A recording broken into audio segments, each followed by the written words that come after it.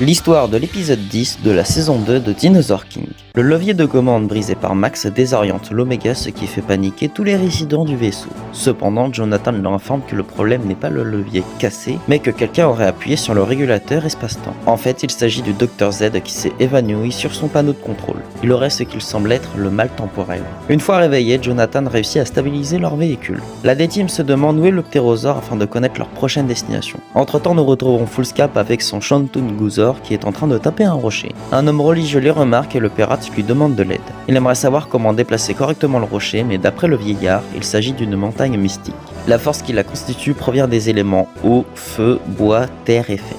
L'être qui connaît les plus puissantes incantations pour le déplacer, c'est Sanso Oshi. L'eau volant part alors le chercher. Le ptérosaure retrouve enfin notre groupe et leur prévient qu'ils n'ont plus de temps à perdre. Elle leur demande de la suivre et de protéger les pierres du cosmos qui permet à l'équilibre de l'univers. Les enfants sont dépassés par cette histoire et les emmènent cette fois-ci quelque part en Chine en l'an 636. Le SST confirme que leurs parents sont bien présents. Foolscap fout la pagaille dans une ville et cherche Sanso Oshi qui se planque en faisant des incantations, mais le pirate finit par le trouver et le prendre sous son aile. La D-Team arrive trop tard et les disciples les préviennent de ce qu'ils viennent de vivre. D'après leur dire, son collier est doté d'une pierre, ce qui pourrait être une nouvelle pierre du cosmos. Le gang Alpha accompagné du Dr Z malade débarque eux aussi et il fracasse le vaisseau de Foolscap. Reese réussit à recontacter l'Oméga et on apprend que 10 minutes se sont écoulées chez elle alors que notre groupe ont vécu pendant 10 jours. Il leur explique leurs aventures avec Spartacus, les pirates et cette fois-ci avec Sanso Oshi. Juste avant d'être coupé, elle leur demande d'éviter de contrarier l'histoire.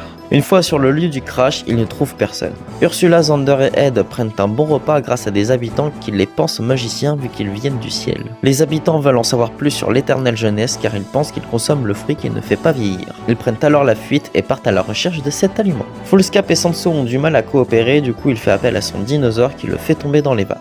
La D-Team les stoppe et font appel à leurs dinos, plus précisément Jump et Paris. Max et Zoé informent Sanso du vrai visage du pirate et de ses intentions. Vu que Sanso chevauche le dino rival, ils ne peuvent pas l'attaquer, mais Zoé a une idée. Elle déclenche son aptitude aile métallique qui permet à ses ptérosaures de récupérer Sanso. Pour se défendre, Foolscap lui fait mettre son armure spectrale et poursuit avec sa carte d'aptitude Impulsion verte qui fait apparaître un Tupuxuara qui essaie de récupérer Sanso. Le Shantung Gozor qui est plus grand que Paris le met KO. C'est alors que Max prend part au combat et fait mettre l'armure à son Triceratops. Sanso se réveille et essaie de défendre le dino ennemi. Rex sauve de justesse le moine puis Max utilise la carte d'aptitude Ancroplasma qui met KO l'ennemi. Foolscap s'échappe mais Sanso est au moins avec eux. Une fois au calme, les enfants lui disent que les dinos ne meurent pas mais ils finissent juste en carte. Il remarque que le collier s'est retrouvé dans un arbre et Max va aller le chercher et quand il l'a enfin en main, la branche sur laquelle il s'est posé cède et il finit par chuter.